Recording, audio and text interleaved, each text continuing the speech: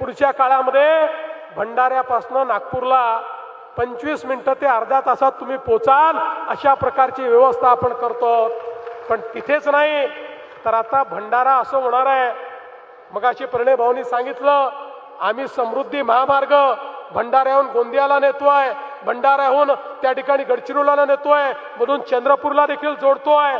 त्यामुळे एक प्रकारचं जंक्शन हे भंडारा होणार आहे। आणि प्रणय भाऊ म्हणाले की गडचिरोलीमध्ये 3 लाख कोटी रुपयाचे त्या ठिकाणी आता लॉईड आला, त्या ठिकाणी टाटा आला, त्या ठिकाणी JSW आला, मोठ्या प्रमाणात 3-4 लाख लोकांकरता त्या भागामध्ये आता रोजगाराची संधी होणार आहे। आणि म्हणून प्रणय भाऊ तुम्ही असं म्हणालात की तुम्ही आता आम्हाला गडचिरोलीशी जोडताय, आम्हाला त्या ठिकाणी रोजगार द्या। मी तुम्हाला त्यापेक्षा वेगळं सांगतो, पुढच्या टप्प्यामध्ये हे जे स्टील प्लांट आहेत, ही जी गुंतवणूक आहे ती गडचिरोली पुरता आम्ही सीमित ठेवणार नाही आहे, ती चंद्रपूर, भंडारा आणि गोंदियामध्ये देखील आम्ही आणणार आहोत।